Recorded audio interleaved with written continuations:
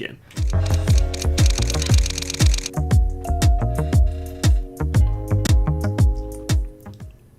Alright, so here we are in Fix My Photo. Don't worry about me being choppy because we're just going to cut straight to the desktop right now. And if we look at the desktop, we can see right now these are photos that have been submitted this week. Alright, so why don't we start with something nice and simple. We're going to start with Chris Bacon here, sent some photos. And why don't we open these? We're going to right click and we're just going to open these inside of Photoshop. I just want to make sure that these settings are taken away. So right now I just right click. See that little icon up here? That shows me that some adjustments have been made to the photo. And if I right click on here and then I go down to the develop settings, I can clear these settings, and what it does is that will put it back to how it was. So let's just right click and we're going to open this inside of Photoshop. Alright, so here we are. We're in Camera Raw. Now there's a couple of ways we could do this. We could go in here and just recover these shadows and highlights. So if we go in here and we recover those shadows, we actually get a pretty good result right there. And I could recover those highlights a little bit, play around with exposure, and we could pretty much just go there and just call it a day. As you can see, there's a lot more dynamic range in a raw file than what meets the eye. But why don't I'll show you a different way of doing this. Let's just reset this to open. And we're going to open it inside of Photoshop proper. So here we are in Photoshop. And I'm going to show you another way of doing this. And what we can do is use shadow highlight inside of Photoshop. Now if we look under the image adjustments, you'll see all of these are available as adjustment layers except for shadow highlights and HDR toning. And I'll show you that. If you go over to the other side here and we look at the adjustments, you can see there they are. There's no shadow highlight and there's no HDR toning. So I'm going to show you guys how to get around that right now. What we're going to do is just right click where it says background and we're going to convert to a smart object. Now if you're not sure about smart objects, I think 2 weeks ago, check out the stream, we went in depth into smart objects. So what we're going to do now is when we make these adjustments, they're going to appear as smart filters. So whenever you use a smart object, that means that all the filters you use now are going to be smart filters. It means they're non-destructive. They work just like adjustment layers. Okay, so let's go up here and we're going to choose image adjustments. And under the image adjustments, we're going to go down to shadow highlight. Now let's just pull it up to the side and we're going to have a look. Now this does a very similar thing to shadows and highlights inside of Camera Raw, except we get a little bit more control. So if we show more options here, if we want to open up the shadows, we can, just like we would in shadow highlight. And same with the highlights. If we want to recover those highlights, notice here that's gone and we go increase it. Now we can start to see, the clouds and different things like that. Now, at the moment, it's starting to get a faux HDR look because there's too much recovery going on. But we've got different things we can do. That's kind of interesting. So we can set the tones here. If we move as we move the tones across, it starts to open up more range. So if we go to the left, this is only, let's turn the highlights all the way down just for now. So if we're doing this, see, we can choose how far we want to go. So here's extreme shadows at one end, and at the other end is extreme highlights. So we're just choosing around the midtones here, and we're allowing those to be opened up. And now the radius is like a tone mapping. It's really cool. Look at this. See how we changed that? And it's literally tone mapping like you would in HDR. So we can move it until we get a more natural result without the halos around the edge. So that's looking pretty good. Let's recover our highlights a little bit. Once again, choose the tones of how much highlights we want to fix. And I just want to do just the brightest areas of the photo. So that gets the clouds in different areas. And we don't want to hit those midtones. And play around with that radius until you get it how you like it. Watch out that there's no halos around the edge. So literally it's just doing tone mapping. Alright, so then there's a couple of other things we can do. The color is just saturation. And sometimes when you open up those shadowy areas, you can lose a little bit of color. So by increasing this, we can get it back to a more natural amount of color. And then finally we get the midtones. If we adjust these midtones, look at what we can do. And it's almost like a gamma, but it's not, but it gives us a kind of a gamma style result. But notice what's happening as we're making these adjustments here. See how we're getting a much more natural result than we would get just doing that in Camera Raw, because we get more control over this. Now Camera Raw works really good, you know, just click, and it's just so quick and simple. But if there's something specific or something is a little bit more stubborn, we can go in here. Now there's two more sliders, the black clip and the white clip. Because what can happen when you look at these sometimes, let me go up under here, we're going to open up our histogram and have a look. And if we drag that down, we can see there's the histogram. Notice there's no real shadows and there's no highlights in there anymore. And Jay Cooperman's asking a question about clipping, so this will actually answer this at the same time. These are the pixels on the image.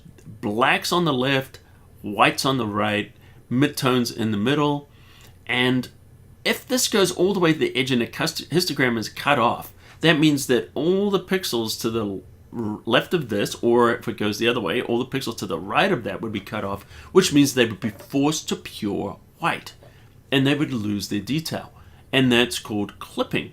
In this case, it's doing the opposite. It's low contrast because there's no pixels in there. So we're going to clip these. In other words, we're going to force these towards the left or the right.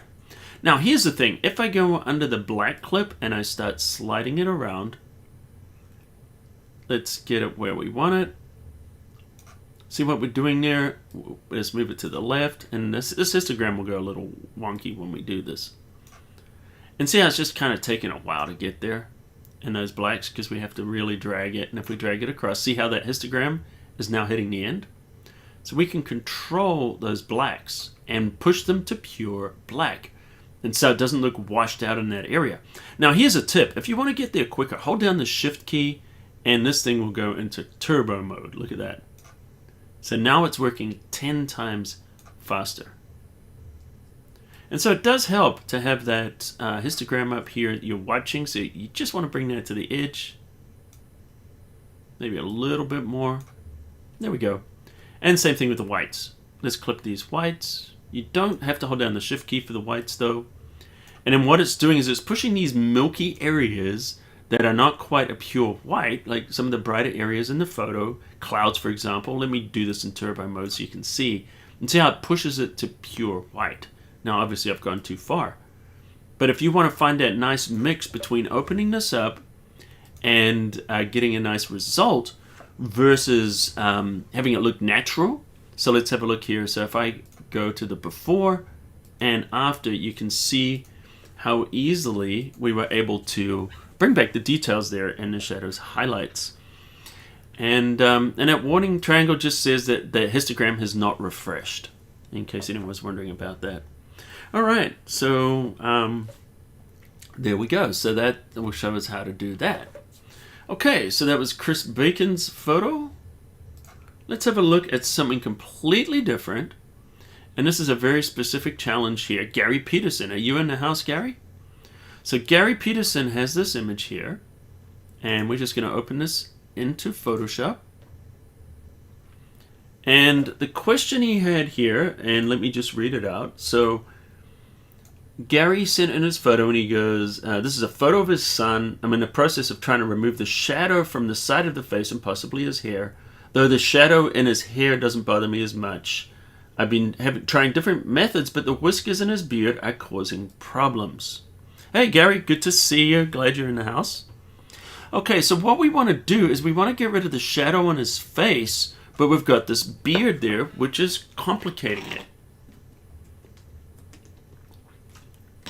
So why don't we do that right now? I'm not going to worry about the hair. Sorry, I'm just drinking some water there. Throat gets very foggy these days because I don't froggy, because I don't use it so much. I'm not talking as much as normal since I'm in solitary confinement. Alright, so what we're going to do is, I'm not going to change the colors or anything like that. We're just going to focus on this. So we're going to choose open, and we're going to open it inside of Photoshop. Alright, let's have a look at some different things that we can do. And so I've got an interesting method that we're going to use with this.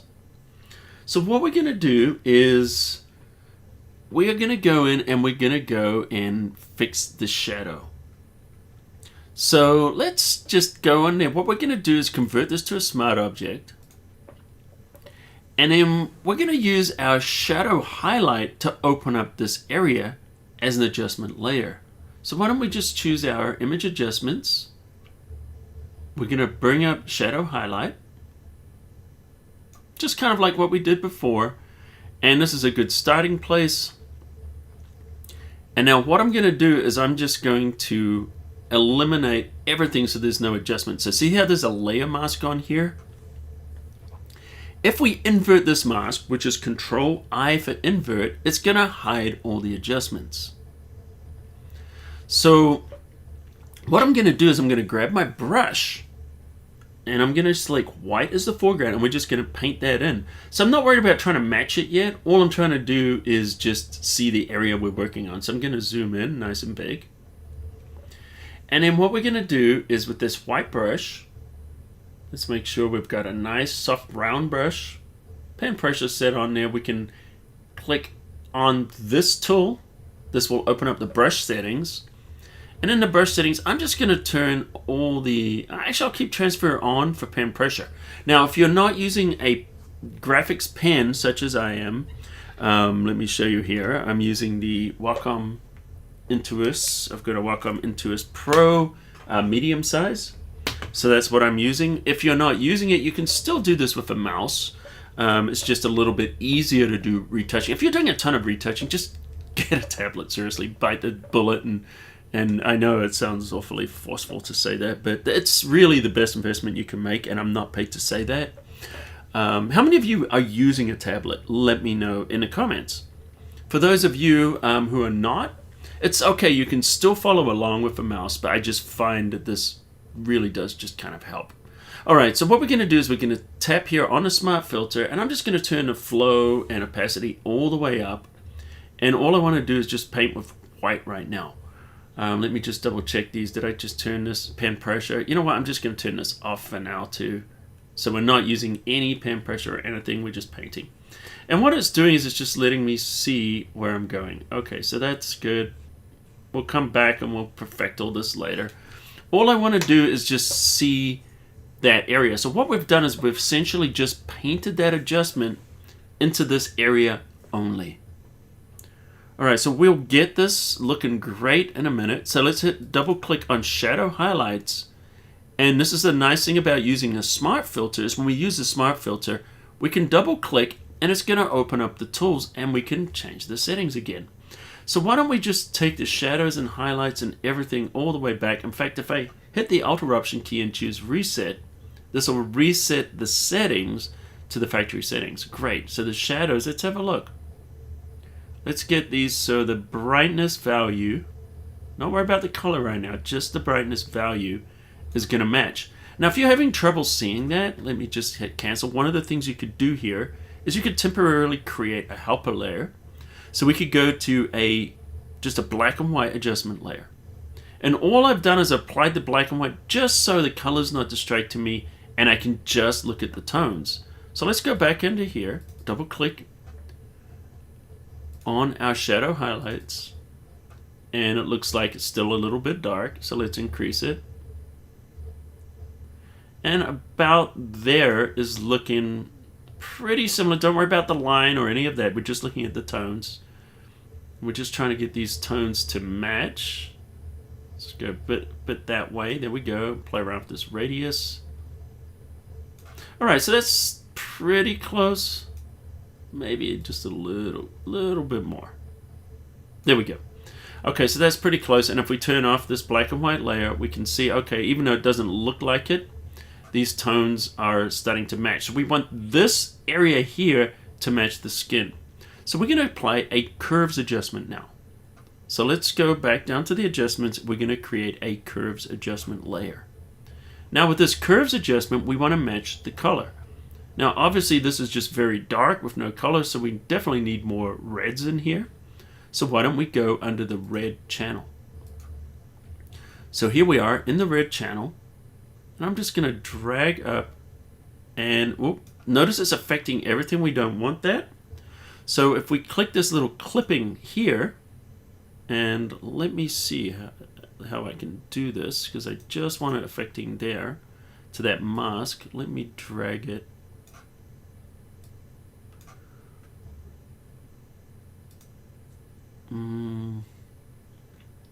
It's going to be oh, you know what I'm going to do? I'm just going to grab this mask and I'm going to put it on top. You know what we're going to do? Okay, hang on a sec. Control J. I'm just going to copy this. So what I'm going to do is I'm going to put these in an adjustment layer together. So watch what I'm doing here is I'm just going to reset this. I'm just going to get rid of this filter, disable the smart filter, or I could just delete it. So we've got this as a background. Let me clear all the filters. So we just got a basic adjustment there. And so we just want this to affect everything. So we'll put them in a group. Control G. We'll put these inside a group. And we're going to change this to normal. And let's see what we've got going on here. Okay, so I want this mask up there. So I'm going to hit the Alt or the Option key, drag to copy that mask. Alt, Option, come on mask, do it. Why is that not copying? It should.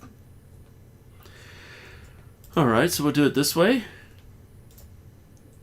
Okay, this is always fun.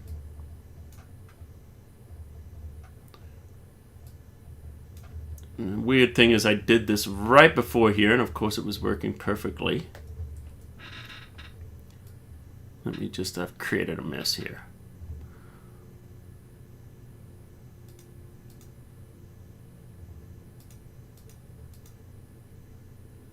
Oh, what am I doing?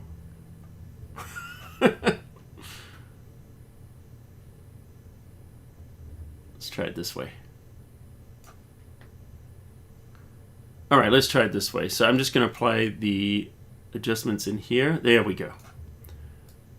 Okay, so what I did there is instead of applying an adjustment layer on a smart object, I went under filter, went under adjustments curve. So instead of applying it as an adjustment layer, I'm just applying the curves directly, and now it's just affecting that area. I don't know why my mind just went blank for a minute on that. So let's go into the colors. So we're going to choose the red, and let's increase a little bit of red. There we go. Now we just want to hit that area in the photo. Now it looks like it wants a little bit more yellow. There is no yellow, but if we choose blue, we can go into the blue and reduce that a little bit. There we go.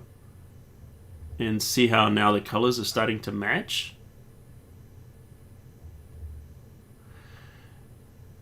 And so we've got a close match there now. So what we're going to do is we're just going to go back into this mask here. And this is our filter, see that? And we're just going to go in here and just paint it. So we're not going to get it perfect. There's going to be a line here, but we're going to fix that in a minute. So what I'm doing now is I'm going to take my brush. I'm going to drop my flow down to around about 10.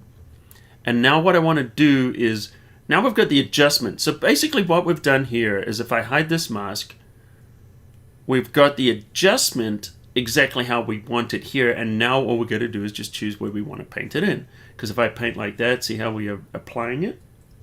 So let's just go in here, and now we're just blending it in. Let's hit the X key, go the other way. And I'm just trying to just get that adjustment just to blend. See what we're doing here? So we're just trying to smoothen it. And then the one thing we're probably going to do here is see this line here. Now we can just use a clone stamp. And so let's just create a new layer on top. Let's just drag it all the way to the top here. And now we can grab a clone stamp tool and we can just fix that little seam. And we're going to be good. So let's do that. Hitting the left bracket key, make it a little smaller. Make sure that we're sampling all layers because we're painting onto a blank layer. If we don't sample all the layers, just the current layer, it's going to be sampling nothing, so it's going to be blank, and we're going to be applying blank. So right now, let me bring this down a little bit with the flow, because I want to blend it in. So let's go here, and we're just blending. See what we're doing? Just blending with the clone stamp now.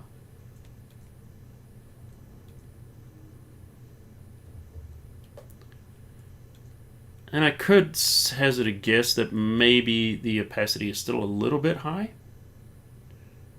The flow, sorry. There we go. Just kind of blending that in. And then if we zoom out, we can see we're pretty close. Maybe a little bit of just a little touch up there. But I think you guys are kind of seeing what's happening. If we look at this and we see before and after, now it's just a matter of just blending this in to get it just how we want it. And we don't want those adjustments, just that. So let's go back here.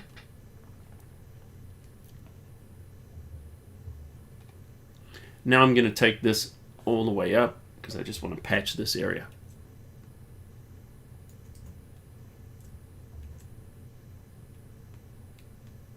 Here we go. I'm just dabbing with that just to gently. We've got quite a bit of grain in that photo, so I'm trying not to lose the grain.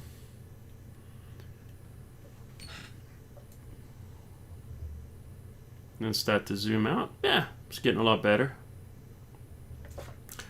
So I think you guys can see. So let me just go through, let me go through the whole thing just in case you guys were confused. I'm just going to walk through the steps. I'm not going to redo it, but I'm going to walk through the steps because I know I might have made it a little confusing. So essentially what we did is we started with the photo that has the shadow. Then we converted it to a smart object. Once we converted that to a smart object, well, actually, let me back all the way back. So what we did, convert it to smart object. Then we duplicate it. Okay, so then we've got 2 copies of it. So we've got 1 copy underneath and then another copy on top. And then what we did with this is we did the shadow highlight and opened it up so we could get this to match. Then we created the layer mask. And with the layer mask, we painted it so only that shadow area is now being affected by that shadow highlight adjustment. Then what we did is we dropped in a curves adjustment so we could get the colors to match. So let's have a look. So we're going in here. So we went in there and we got just the shadow highlight to match. See? We used black and white just to kind of help us. So we could match the tones before the color, get the tones just right. Then we went in and applied curves, and we used the curves to match the color. So the color in this area was matching the rest of the face. And then what we needed to do is we needed to blend it in because we still had this line there. Because it's very hard to paint that and not get that line. So then we just used a clone stamp on the top to get rid of that line. Now, if I went over on that clone stamp, which I have, I could easily just apply a layer mask and just get rid of the that clone stamp except for where we need it. So hopefully that was a useful method for you guys there. Thank you, P. Steelman. So let's move on and do something else. We're going to do another image right now. So that was Gary Peterson's image. Thank you, Gary, for submitting that picture of your son. Cancel. Let me save this as in case you want it. Let me know. And because often I just don't save these. But I assume you guys will just, watch the replay and do it yourself. And anyone wondering about that, the replay will be up. So as soon as we've done this, guys, YouTube will post that replay. It's actually, sometimes it takes up to 30 minutes, and sometimes it's actually very, very quick. So Gary's going to do it awesome. Yeah, so, but the replay will be live afterwards. And I'll trim out the beginning and the end, where we're just kind of hanging out and stuff like that. But sometimes it can take hours for that to be updated. All right, so Lynn Clark has sent a photograph here. And Lynn is saying, I've sent the original and the file label before and after. She wants to see how I would edit this photo for comparison to how she does it. Because Lynn said that she tends to overdo things, making the result overly saturated and overly corrected. So she's looking at creating a more natural result. So what we're going to do, let's have a look at the 2 photos here. So here's the photo before, and then here's her example afterwards. Okay, so we want to make ours look a little bit more natural versus looking overly enhanced.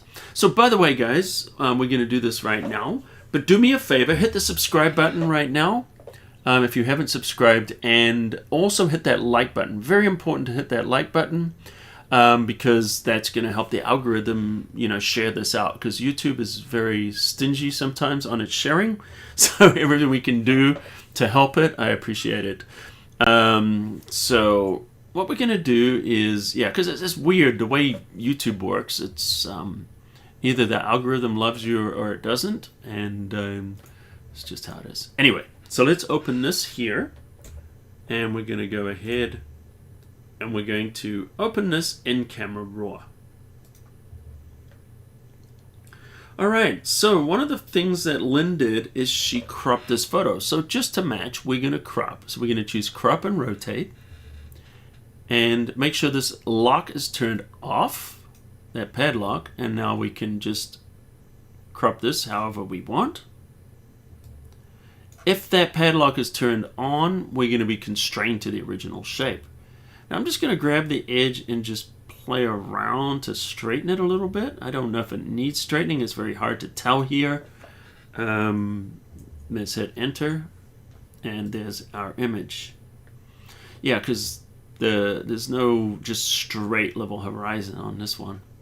Alright, so what we're wanting to do, and I think a lot of the problems that you're having, Lynn, is you're over compensating in the shadows. So if I go into the shadows and I open these up, see how it starts to look artificial when you go too far in those shadows.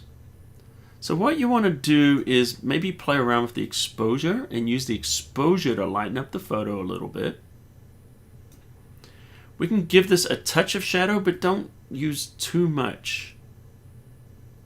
And this is recovering the detail in these shadow areas.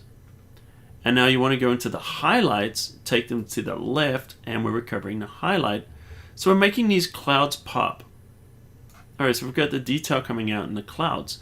Now one of the other things you want to do is the white balance. You probably want to warm this up a little bit. So I'm just going to move this over a little to the right. There we go. See how that's really helping? Because I noticed in yours there was a lot of blue in the clouds. The other thing you can do is grab the eyedropper tool. And you can use the eyedropper to try and find an area of neutral gray and click on it to select it to choose a white balance. Or we can go into here and just try a different setting. So as shot was here, which I think is a little cool. Let's try a cloudy. See, the cloudy I think is looking a little bit better. Daylight, no. A lot of the time the auto is the same as daylight, by the way. So we're going to go here. Yeah, cloudy's looking pretty good, but I'm going to warm it up a little bit. What do you guys think? Do you like the idea of warming this up? Okay, so the next thing, just quickly, Bonnie is asking, I'm using the latest Camera Raw, how do you find the crop tool? If you open from Photoshop, the crop tool's not going to be there. You have to open from Bridge.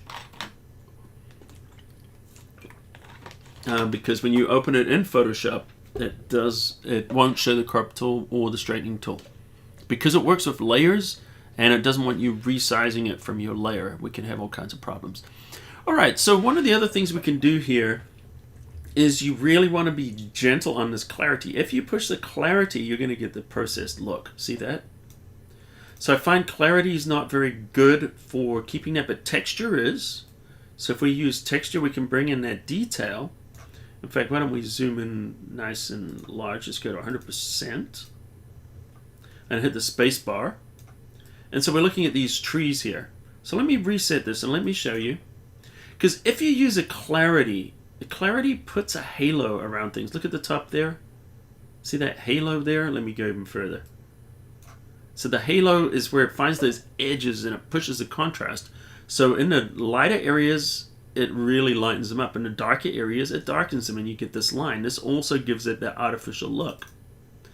Let's reset it. If we use texture, texture is not so bad. It brings out the texture in the photos without giving us so much of that artificial look. Now we could go to sharpening, and we will in a moment. So rather than using clarity, try using texture when you're going for that.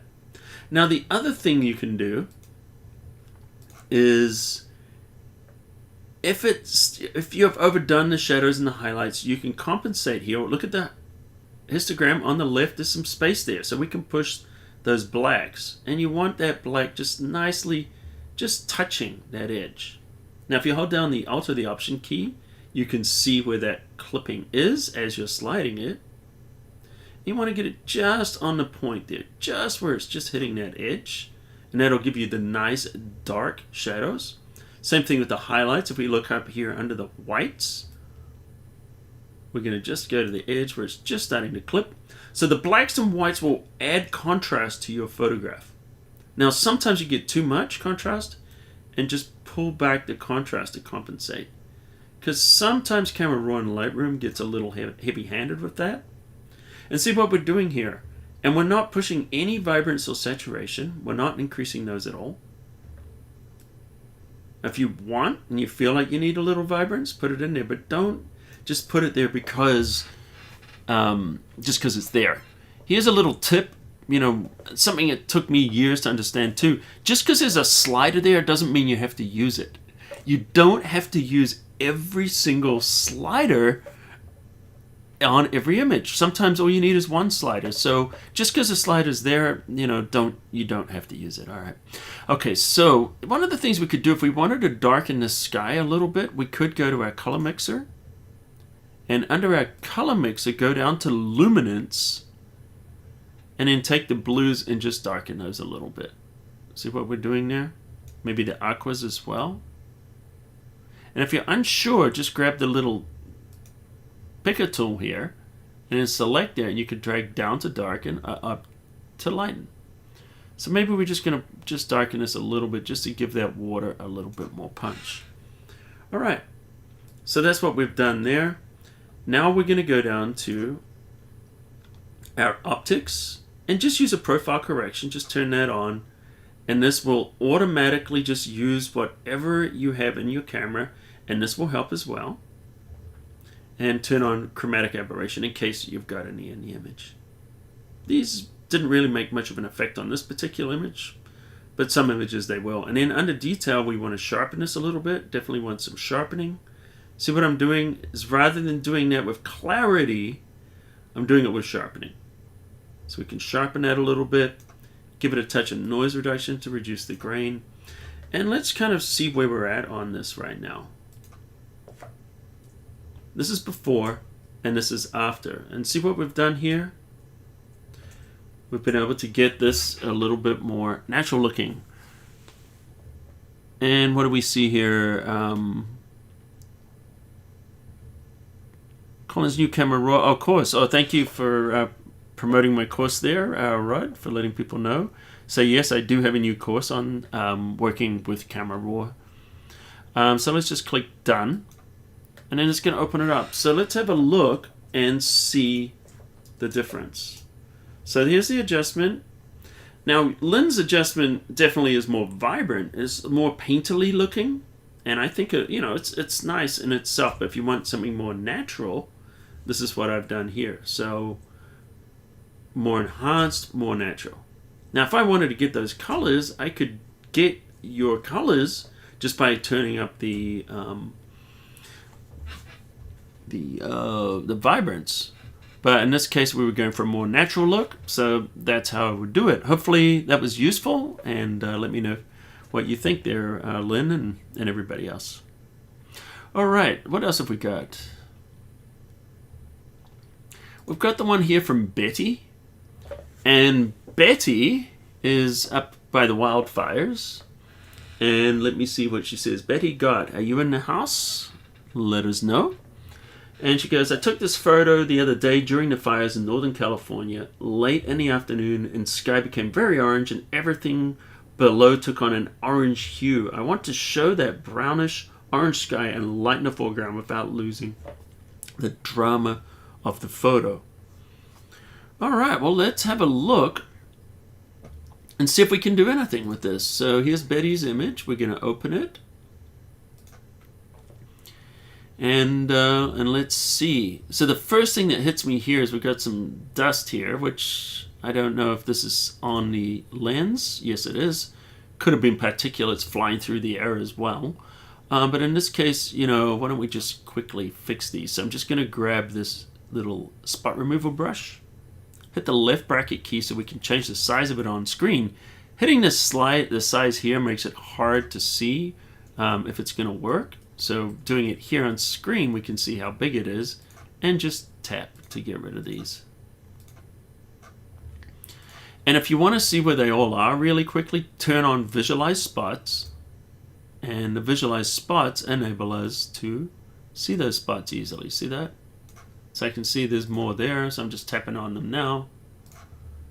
And we can just quickly clean up those spots. Those other ones might be too subtle. Let's have a look. There's still a problem, so let's just go in there, just tap, tap, tap. I think you guys get the idea, and I'm just getting rid of that. So I understand, you're out in the middle of a wildfire. I could imagine there's all kinds of stuff getting on your lens. All right, so we can clean all those up very quickly. Turn off Visualize Spots, and turn off Overlay, and boom, we've cleaned those up. All right, and there might be a couple of little more finer ones, but we're not so much worried about those. All right, let's go into the tones now. Let's go here, and what we want to do is we want to open this up. So we're going to go into the basic adjustments here, and I'm curious what's going to happen if I recover the highlights and see if it affects the sky too much. So let's just have a look. Sorry, not the highlights. We're going to open up the shadows. Okay, so we can open up these shadows, and look at that. It's not really affecting the sky that much, and not in a bad way. So normally I say don't push these shadows too far. In this case, we can push these quite far because it's not ruining the photo. It's working. It looks like things are a little tilted here, so why don't we try rotating this or straightening it? So we're just going to click under there, and we're going to grab a straighten tool. So this is the little angle, and I can tell because of the houses. So, sometimes you don't know where the horizon is, but they always build houses level, or at least they try to. So if we go there, this is going to straighten it. And so you're just looking for those little keys in there. Yep, that's definitely got it. Much better. I'm not sure what this is over here. Is that another house? Okay, so that one's a little tilted. Interesting. Versus this one. Okay, so maybe someone's house didn't get built straight. So, all right, let's continue. So we've opened this up. We've got that kind of color, and we've got that nice haze going in here. So what you don't want to do is you do not want to use dehaze to enhance those clouds, because notice we're losing the detail there. If anything, I'm going to take this and I'm going to push it to the left just a little bit, and I'm worrying about the bottom here. I just want to keep this nice, soft, moody look. Let's recover our highlights, so let's push those back. So we've still got some drama there. And it's looking good. Now, I'm not sure what the color temperature was. So I'm not touching that. Let's look under here. Was this a raw file? Yes, it was. Well, let's have a look. So let's just choose daylight. And we've got a more natural. Now, one of the things is a lot of cameras, the daylight is the neutral color balance setting. So there's no compensation. I'm not sure about Nikon cameras. Maybe someone can add a comment there. Thank you, Roy. The other house is at an angle. So daylight, if you're looking for the actual color that was there at the time, and a lot of cameras, daylight is what is going to be without compensation. The other ones adjust or compensate. So cloudy, shade, tungsten are making compensation. Daylight is the native white balance of a lot of cameras. Is that the case for Nikons? Let me know, guys. No, she couldn't have stitched two images together. Someone was asking that because this is an F file. So unless it was done in camera, maybe it was an in-camera panorama is possible. All right, so what we're doing is let's have a look and see where we're at. So there's our before and there's our after. We're definitely seeing a big difference there. Big difference. All right, so yeah, I think as far as that, we're pretty much there. If you wanted to bring out more detail, you could increase the exposure a little bit, just to brighten it up. Let's take our contrast down a little bit. We want some drama though. All right, so why don't we do something to give us drama? What I'm going to do just for fun is we're going to grab our gradient and we're going to pull the gradient down. Okay, so we're going to add some drama to the sky. So why don't we go under there and we're going to go to our dehaze. Now remember, I didn't want to apply dehaze down the bottom because it was going to take away that feel that she liked, but I can apply it up the top and add some drama to the sky, really make it strong. Now notice this tree is also being adjusted. We want to fix the tree, so we can go under range mask and let's try luminance, and we're going to visualize the luminance mask. Now what the range mask does is it enables us to automatically mask out areas or remove the adjustment from those areas based on color or brightness. So that would be color, or brightness is luminance. We have depth there if we're working in an HEIC image, from a mobile phone or something, but we're going to use luminance. So let's visualize the map. So this is showing me the red. This is where the adjustment is being applied. So it's being applied to this tree. We don't want it in the tree. Now, if we look at this, the tree is darker than everything else. So let's see if we can roll this off by pulling in a darker area. Yes, we can. Look at that. As we adjust that, notice how it removes it from that tree. So let's turn off the visualize. Notice now that tree is not getting the adjustment because we have masked it out using the range mask. All right, so now we've got that drama. Let's look at this image before and after. What do you guys think? Do you think that's a good difference? So there we go. So I think we've accomplished what Betty was looking for. What do you guys think? Is that, you think we've hit it? And if you're there, Betty, give us a shout out. Oh, there you are. Hi, Betty. So I'm just going to click done. So I'm going to make sure I save a copy of this in case you want it. And by the way, guys, if you do want any of these when I adjust your photos, just contact me, or just let me know and I can just email it to you, whatever, if you really want them. But of course, the goal here is not so much that. Sometimes I don't save them because the goal here is for you guys to do, what I did on the photo so you can learn and you can apply it yourself. All right, thanks, guys. I'm glad you're liking what we're seeing here. All right, so why don't we go down here and what else have we got? Let's look under Sandy Carney, because Sandy Carney has some wonderful photos. Are you here, Sandy? So hello if you are. And so she submitted 3, or he, Sandy. I'm not sure if it's a he or a she. Could be either. We got these wonderful photos. And let me show these. And one of the things I really want to talk about here is, let's hit this. Now, one of the things about Sandy, I like they're doing something really well. And let's look at these 3 images and see if you guys can guess what it is. So these are, looking at the light, this looks like, it's pretty flat. This one here, we can see shadows under there. So this has definitely got some shadow going on. And this one here, look at the shadow going directly down, which means that this is not the best time of the day to be shooting, but we can see the detail. What they've done is they've set their exposure for the whites or the brightest part of the image. This is a mistake a lot of people do, is just use evaluative metering and evaluate, however you say it, matrix metering, just where they meter the whole scene, and there's some areas in here that are too bright and they're being clipped. So one of the things you really want to do in a situation like this, when you have something like white painted cement, this is going to be very, very bright. This would be a good time to use a spot meter and hit that with the spot meter and make sure you're not blowing it out. And also check your histogram. A big mistake people do is they blow out their highlights. Now that the highlights are recovered, the shadows are dark, it's so easy to open up these shadows.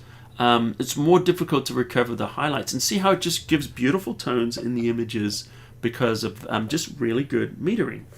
So I don't know if Sandy's here. If not, then that's fine. You can see this on the replay. I'm wondering if this is somewhere in Scandinavia as well. I don't know. Or maybe somewhere in the east. Does anybody know where this is? Let us know. All right, so I want to play around with this shot. I just love it, just the nice even tones. I just find it inspiring. It's easy to work with. So why don't we work with this one? So I'm just going to hit the escape key, and I was just showing that in full screen here. And we're just going to choose to open in Camera Raw. Alright, so here we are in Camera Raw. Now I think we've got a leveling issue, so I'm glad I'm not the only person that never gets their photos level. Definitely not trying to make fun, because these are beautiful photos. So I'm just going to level these, but so often you get caught up in the moment and you're just seeing this beautiful scene and you're thinking about exposure and composition and so many things, and it's very easy to forget to level photos. But as you can see, it's very easy to do. I do that a lot. Who else is guilty of having their photos not level? I think we all do it from time to time. Now this really doesn't need much because it's just a really lovely photo. But let's just have a look at the profiles. So if we click on the profiles here, why don't we have a look and see if there's any profiles we can apply. Now, one of the things you'll notice here, because we've got a TIFF file, this is not populated with the camera profiles. Had we been working with a RAW file, you would get the camera profiles showing up here. So we've got just basically the color or the monochromatic. Now there's some different ones in here, creative ones that we can still have access to. So we're just looking through some of these artistic ones. So we're going for, if we want to go for a more stylized look, so we've got this image here. I'm thinking 4 might be the best one there. So I'm just seeing before and after. I like what it's doing there. So we're going to click on number 4. So we're going to use this profile. Now, we can roll off how much of that profile. So if we push it to 0 right now, there's none of it. And we can enhance it even more.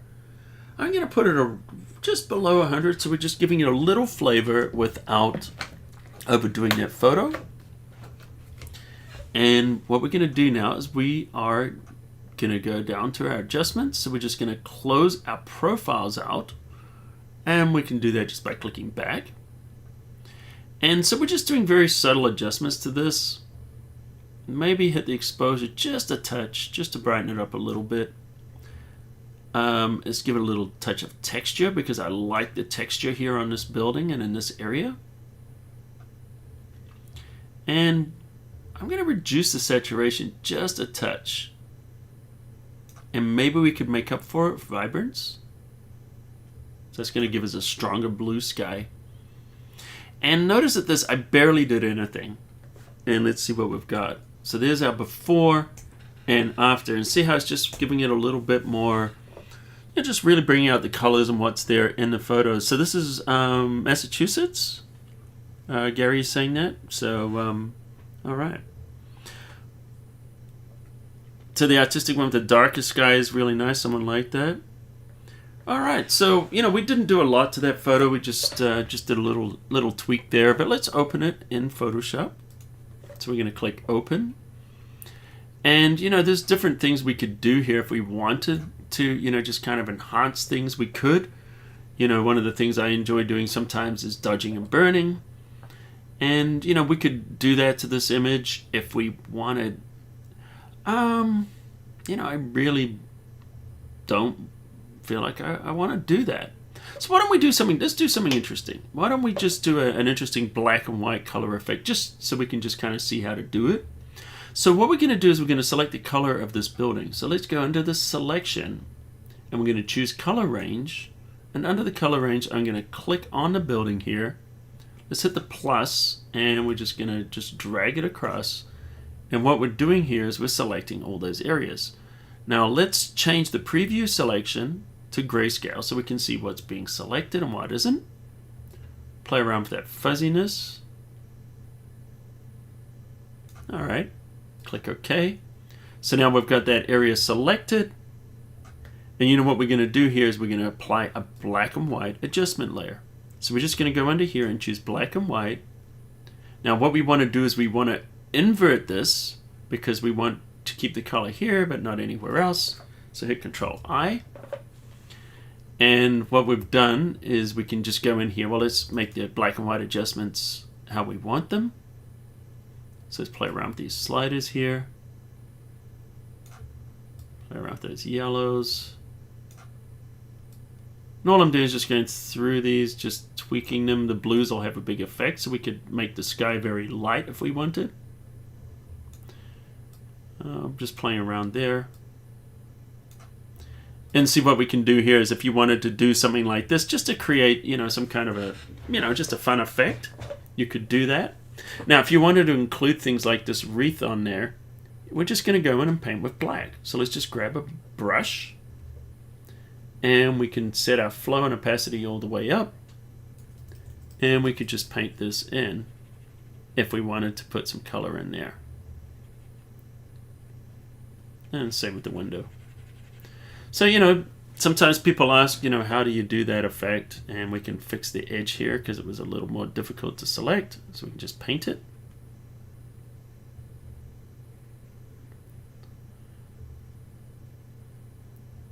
And then we get this kind of spot color kind of effect. Hand tinted, whatever you want to call it. And then once you've done that, you can just easily do things with this. It's kind of interesting. Sometimes I'll change this to like a color blend mode. It's not like a big difference, but it will give it a little bit of a difference. So now it's only affecting the color, definitely. And someone was asking how to get rid of this post. Well, we could probably just use the patch tool. So let's go in here. We're going to grab our patch tool. And who was asking that? That would be Donald. Okay, so what we're going to do is grab our patch tool, just go around that area. Terrible job. Drag it over here. Release it. And not so good. Let's do that again. And what I want to do is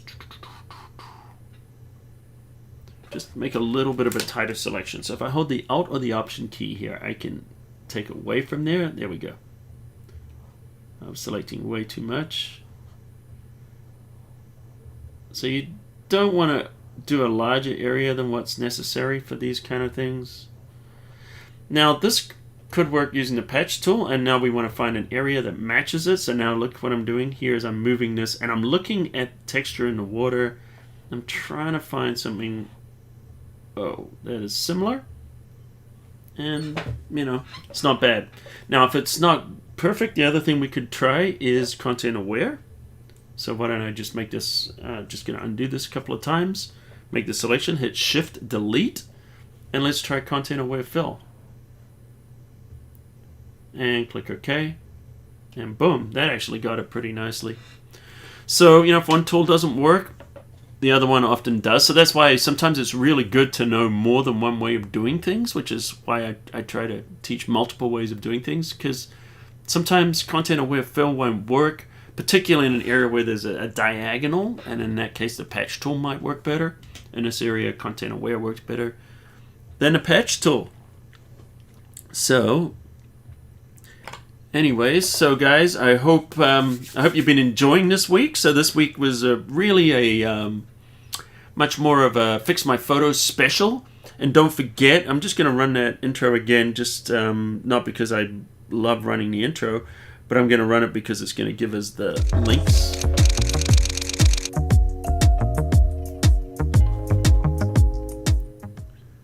Alright, so there's the links there for you to submit your photos. Fixmyphoto.net And who knows, maybe next week we'll use your photo. We'll see what happens. We just kind of pick them. And some of this is, just to be honest, spontaneous. So, sometimes we don't even know what we're going to be doing until we jump in and do it. So it can be kind of fun. So anyway, guys, I hope you liked this. I'm going to be answering questions and answers in a second. But what we're going to do is we're going to just sign off the official part right now. And then we're going to hang out and just do a Q&A session for a little while there. So let's go in here. So anyway, thanks for joining us. If you liked it, smash that like button into dust. Don't forget to hit the subscribe button. And then you're going to get new tutorials from me every single week. Every Tuesday we do the regular tutorial. Every Thursday 1 p.m. is our 1 p.m. Pacific time is our live from lockdown. Glad to have all the regulars here. And also on weekends, we're doing our back to basics, which is, beginner's tips and different things like that. So anyway, guys, thanks for watching. Till next time, I'll see you at the cafe.